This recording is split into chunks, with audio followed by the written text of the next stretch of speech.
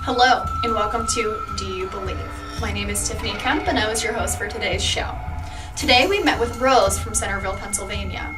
She took us on a tour of her house that is believed to be haunted. Rose explained to us that ghosts really do exist and that they are everywhere. Just ask our cameraman Cliff. He'll tell you a story. At the end of the show, Rose let us in on a little secret that will allow you to see for you to believe. Alright, so this is Rose, and she's going to be giving us a little bit of information, some background and history about the house. So, take it away. Well, this is my house. It was built in 1822, so there's a lot of history to it. It used to be an inn, and a lot of traffic's always in and out of this house still yet that are not of this world. Okay. Somewhere in the 1920s, there was a little girl that got shot in my house. She was about 10 years old, was accidentally shot by her brother. Whether her spirit still looms in here, I'm not sure, but over there on my bookcase, there's always a smell. It never leaves. Okay. It's been painted numerous times. Things are rearranged, but the smell's always there. Okay. Some people smell it, some people don't, but it's usually, for me, it's always there. Is there a certain description that you would Yellow, to the smell? yellow roses. Yellow roses. Flowery, Okay. yes. Okay. Like So it's flowers. not a disgusting type of smell. No, It's more of like a springtime. Very Okay. nice flowery Okay. smell. Do you mind if I go over there? It's nice. I get a hint of something. I do. Okay, it might just be a hint. Sometimes Okay. it's strong, sometimes it's That's weak. definitely interesting because there's definitely no yellow roses, anything. There's nothing back there. Okay. All right. So do you have any more history with her? Well, that's all I know about her. Okay. Whether she's still in the house yet, I don't know. Okay. There was one evening that I was laying in bed, and it felt like a little kid jumping. Like, not actually sitting on my bed, but jumping. And I'm like, oh my. You know, like, I don't know who you are, but you can't jump on my bed. I need to go to sleep. So probably for like 3 more nights, I was not getting any sleep. I'm scared to go to bed. And there's this thing jumping on my bed. So I'm thinking it's just a child, you know. So I'm like, well, I can't help this child anymore. It's a child ghost. So I came home one night. I was exhausted after a long shift, you know. I lay down in bed right away. Boom, on the bed. And I'm like, listen, I don't know who you are or what you want, but if you want to stay in my room with me, you have to lay down and go to sleep because I'm tired. And I rolled over, facing this way, and then I felt this thing move on my bed and snuggle up right here in the small of my back. My. I know, I was laying there like, oh my God, now what am I going to do? I was afraid to move. Right. So I stayed in that position until I went to sleep, and then it quit bothering me. Once I comforted it. Right. But it was freaky. Maybe it just wanted some attention. I think it was more scary because it was small. Yeah. You know, it was small. So that's the story in here. I since then joined a paranormal group, which I was forced to join it, I guess because I'm sensitive. They wanted me to be in the group, but we do my house every now and then for a public investigation, and this room here, the meters, all of our electronic gadgets go crazy in this room. So, you know, I don't know what's we laugh because, you know, I tell everybody, oh yeah, most excitement's in my bedroom, but it's actually ghost excitement. Do you notice, I mean, does it happen a lot more at night, or does it happen, you know, during the day? Does it happen? Well, a lot of things happen any time of the day. Any time of the day? Any time of the day. But then, of course, you know, at nighttime is when I am in bed sleeping, that things keep me awake. I've always had this idea that they don't come out until nighttime, but I mean...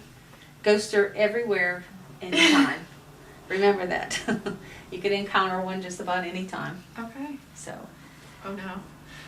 Are we gonna encounter one today? Oh. No, well, you never know. You never know. You never know. So, all right. Well, on to our next story. That was the ghost. So, No, that was the camera getting caught in it. Oh, Yeah, okay. Well, messing I with know. her because she looks spooked already. You know, the host of the show is not supposed to be spooked out. Well, I can't help it. So, that's not definitely not an easy subject. So, You yeah, might you might get touched. You never Oh, know. So I'm getting yeah, antsy already. that's pretty much the stories up here. Okay. You know, there's been a lot of walking around and. Okay, there was one morning that I got up in the morning. Everybody sent everybody off to school and everything, and I was tired, so I lay back down on the couch. Mm-hmm. And I lay down and I fell asleep.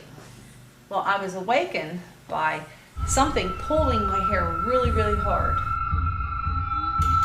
I reached up to, in my sleep stupor there, I reached up and grabbed my head, and I felt a small child's hand.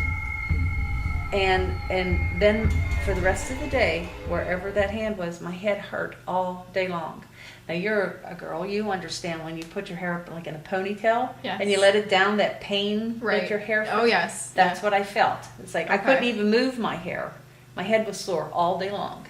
So I don't know if this little girl was trying to tell me something or what was shaking my head, but it woke me up. So Wow. so I don't know. Like I said, the small child on the bed, Mm-hmm. the small hand on my head, the small child that got shot. I don't know if it's all Right. connected. All right. So you took us on a tour through your house.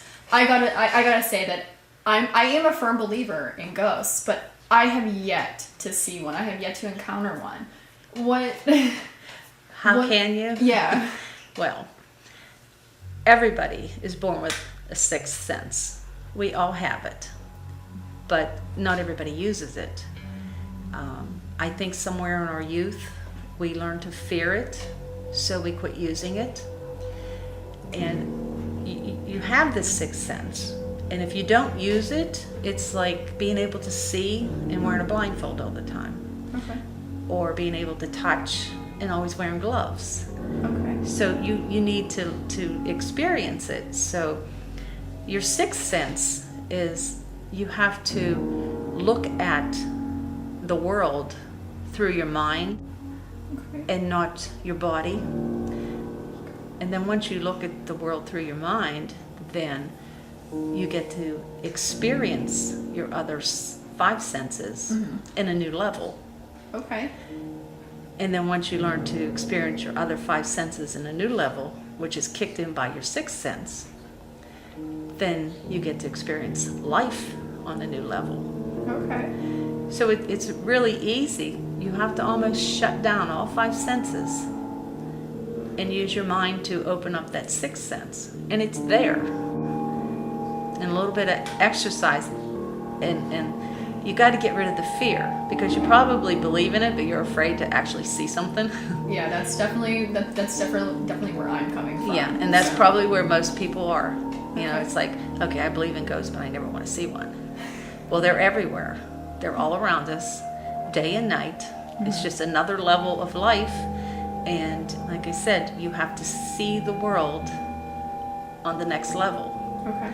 And God gave you the gift of being able to do that. So, Right. yeah. We just Thought you lost your camera, huh? It's not funny. No, it's not. $2,000. Maybe I'll send a bill to you.